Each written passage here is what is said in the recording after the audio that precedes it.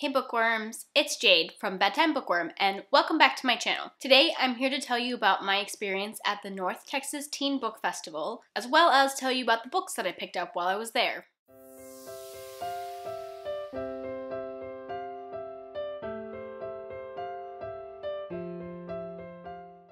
I went to the North Texas Teen Book Festival last weekend, and I attempted to vlog the weekend. While I ended up with a lot more clips than I did last year when I went to the same book festival, I didn't quite have enough for a vlog, at least not enough for you to understand what I was doing. So this is going to be a combination of a sit-down video, a vlog, and a haul. I'm going to walk you through my weekend and include what vlog clips I got, as well as talk about the books that I picked up at the book festival. The book festival was just on one day. It was on a Saturday, but I kind of turned it into a weekend thing. My friend Katie from Girl About Library had planned to go to the book festival, and we decided to turn it into a little bit of a reading weekend. So she came up to the Dallas area on Friday night, and we shared our hotel room for a couple nights. Once I got to the hotel, we were both hungry, so we decided to grab a bite to eat at the Shake Shack, and I had a really yummy burger with fries. And then after that, we decided to swing by a nearby half-price books.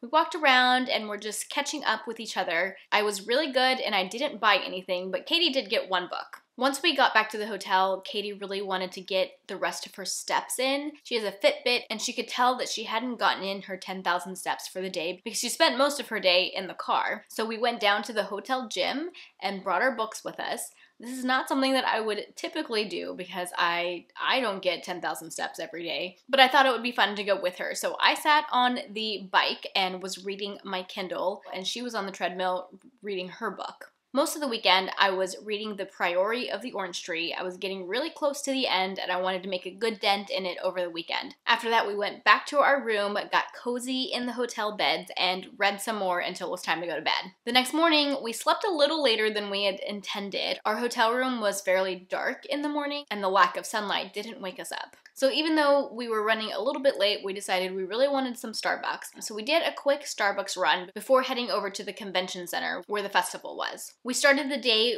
with a panel talk. The first one we went to was titled Under a Spell, and it included the authors Tomi Adeyemi, Melissa Albert, Zoraida Cordova, Tessa Gratton, and Megan Whalen Turner. Out of these authors, the only one I had already read was Tomi Adeyemi. I read her debut last year. But Tessa Gratton and Megan Whalen Turner have both been on my TBR, and after hearing them speak, I am even more excited to read their books. I'm also really interested in Zoraida Cordova's books. She was a really great speaker, and that always gets me interested in an author's books. During this talk, Megan Whalen Turner said a couple things that really resonated with me, so I wanted to share them with you guys. First of all, she talked about how she is a really slow writer, especially compared to a lot of other YA authors, and that it tends to take her almost 7 years to write a book.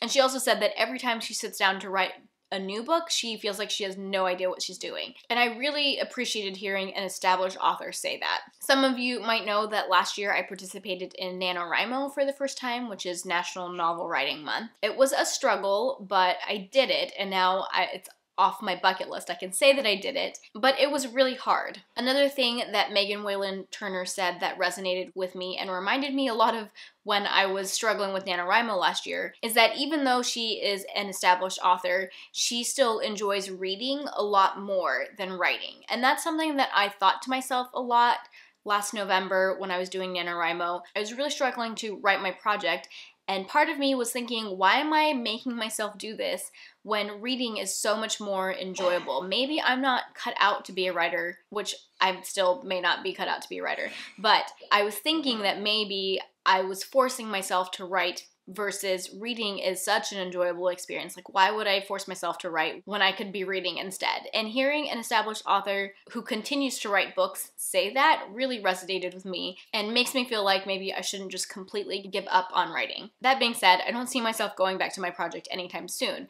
but it was still really great to hear her say that. I forgot to mention that when Katie and I got to this talk, we met up with Riley Marie, who is another booktuber, and we hung out most of the day. So after that panel talk, Riley and I were both really interested in going to a thing put together by Underlined, the publisher. They were giving away ARCs, or advanced reader copies, of 2 of their debut authors, and we were both interested in getting those books. So we went downstairs to where that event was going to be held. We were a little bit early, so we had to wait a little while, and it was really crowded. A lot of people ended up showing up. And then once the event started, they were only letting a certain number of people into the room at a time. So we had to wait a little bit longer. Once you got into the room, you could get some pizza that they had for free. But unfortunately, the pizza didn't look very appetizing. So we didn't get the pizza. But we did get to get the arcs and meet the authors. So the first arc that I got was Wilder Girls by Rory Power. This was a book that I've had my eye on, so when I saw that it was going to be available at this thing, I was really excited about it.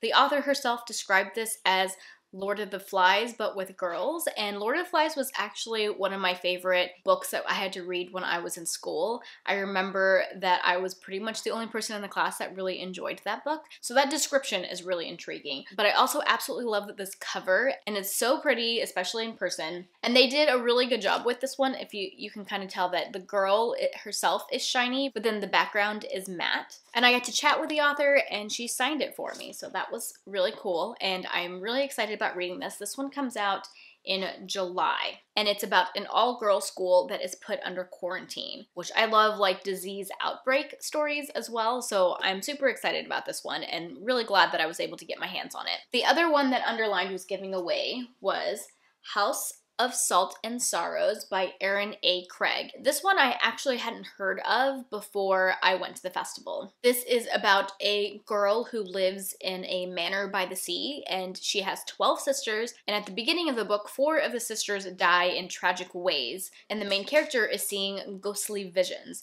So it sounds like this is a little bit of a mystery, but has a magical element to it as well. This cover is creamy. I love creamy covers, and I think that the story sounds really interesting. This is coming out in August, and it's also signed. So those were my first 2 arcs of the day, and I was very excited about them. By the time we got out of that room, we were starving. It was almost 1 o'clock, so we went and stood in another line to get food. So for lunch, I had a hot dog, and I gotta be honest, it wasn't that appetizing, but I also had some chips and a Coke. After lunch, we wanted to go to another panel, but for some reason, just in that time slot, there weren't any topics that we were really that interested in or authors that we wanted to go see. So we went all the way downstairs to the ground floor where Barnes & Noble had set up their shop. At the festival, Barnes & Noble was selling mostly books of the authors that were there, and a lot of them were signed. So I was thinking I might find a signed edition of a book by an author that I like, but I ended up being really good and I didn't buy anything. I think the only author I would have bought a book from was Kirsten White, but I'm pretty sure they didn't have any of her books there. Like, they were sold out of her books,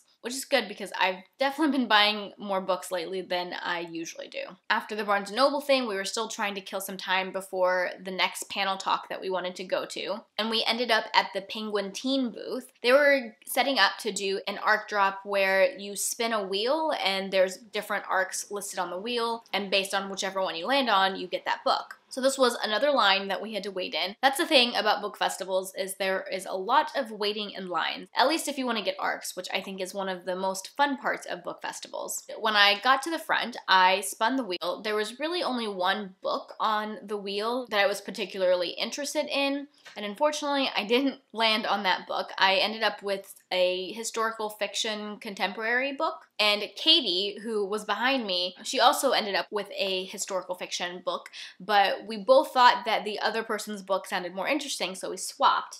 And I ended up with The Downstairs Girl by Stacey Lee. This is a historical fiction that takes place in the South, but it's about an Asian girl, and I am always down to read about Asian girls. Also, the author's name caught my eye because Stacey Lee also wrote Under a Painted Sky, which I remember hearing a lot about, but I don't remember what the plot of that book was. This book comes out in August. So after we were done at the Penguin booth, we went and caught the very last talk of the day, the keynote, and the 2 authors at this talk were Tomi Adeyemi and Tahira Mafi. I have heard Tahira Mafi talk a couple times before because she often goes to Y'all West, and I used to live out in California and I went to Y'all West a couple times. And it was really cool to see the 2 of them talk together. They mostly talked about like overcoming adversity and following your dreams, which is always an inspiring topic. And after that, I was pretty much done at the book festival. The only thing that was left for the rest of the day was the book signing portion, and both Katie and I and Riley didn't have any books that we wanted to get signed by these authors, so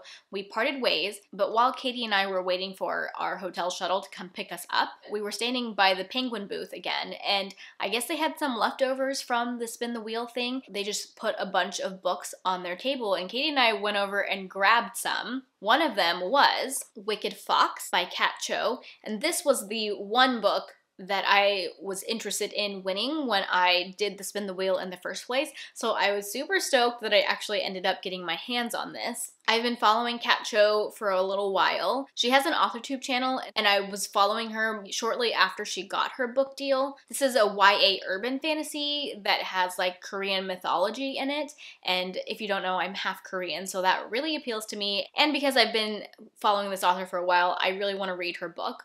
Hopefully I like it. When I didn't get it in the spin the wheel thing, I was really sad, so I'm so happy that I ended up getting my hands on it. And this one comes out in June. I was also able to get my hands on another book that they put on the table. This is The Haunted by Danielle Vega. And this one, while it wasn't one that I had been interested in before I did the spin the wheel thing, when I saw that it was one of the options, it caught my eye because I like horror and paranormal books, and you don't really get a lot of them in YA. And it wasn't until after I got my hands on it at the end of the day that I realized that the author was Danielle Vega, and Danielle Vega is the author of the Merciless series, which is a horror, paranormal, like scary series that I've heard a lot about over the last couple of years, and it's on my TBR. So that made me even more excited about getting this book. And this one comes out in June as well. So after that, Katie and I went back to our hotel, and we decided we needed to get a little bit of work done.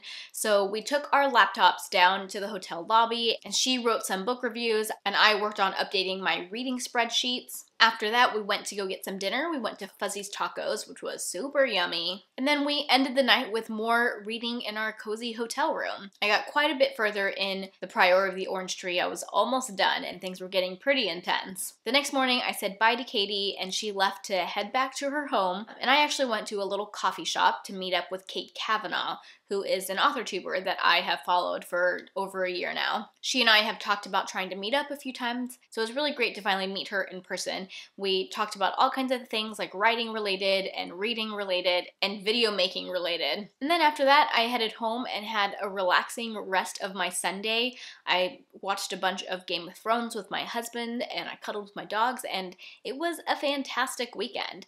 I think the only thing that I wish had been a little bit different is that I didn't get to see Kiersten White talk. She is one of my favorite authors, but she was the one author in addition to Megan Whalen Turner and Tessa Gratton that I wanted to see, and so out of the three of them, I didn't get to see her, so that was a little bit of a disappointment. And I have met her and seen her talk before, so out of the three, I'm glad that she's the one that I didn't get to see. Anyways, that was my weekend. I hope you guys enjoyed hearing about my time at the North Texas Teen Book Festival. I had a lot of fun, and I hope/plan to go again next year. It is a local festival for me. It's in the Dallas area, so I'm sure I'll be going to it again. If you like this video, be sure to give it a thumbs up and subscribe to my channel if you like bookish content. I post 1 to 2 times a week.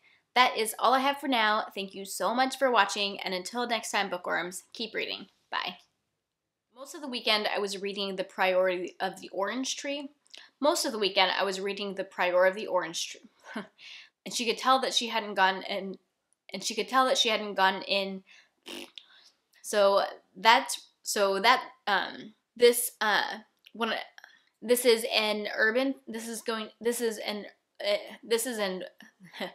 bye.